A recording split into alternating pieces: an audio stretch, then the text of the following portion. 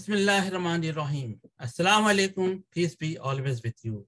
Welcome to Global Light Path. I am Irshad Mahmood from Toronto, Canada. Topic is قرآن میں گستاخان رسول کی سزا. لوگوں نے محمد صلی اللہ علیہ وسلم کو بہت کچھ کہا جس کے جواب میں اللہ نے محمد صلی اللہ علیہ وسلم کو صبر کی تلقین کی، اور جو لوگ توہین رسالت کرتے ہیں ان کی سزا جہنم ہے ہمیشہ ہمیشہ کے لیے.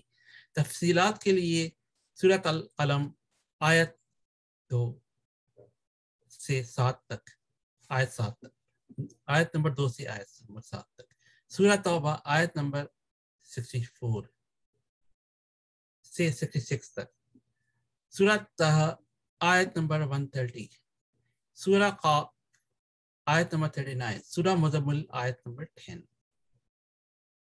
جو لوگ اللہ کے حکم کے مطابق فیصلے نہیں کرتے وہی تو کافر ہیں، ظالم ہیں، فاسق ہیں اور اسلام سے خارج ہیں. تفصیلات کے لیے سورہ المائدہ آیت 44، آیت 45، آیت 47. جس شخص کو توہین رسالت پر دل میں درد نہ ہو وہ مسلمان ہو ہی نہیں سکتا. اللہ نے ایسے میں صرف صبر کی تلقین کی ہے. پرامن مظاہرے ضرور کریں لیکن اس سے کسی کو جانی یا مالی نقصان نہ پہنچے، ورنہ اللہ کے حکم کی خلاف ورزی ہو جائے گی. کوئی سیاستدان اس کو غلط مفہوم پہنانے کی کر عوام میں خلفشار نہ پھیلائے. اس سے ملک تباہ ہو سکتا ہے.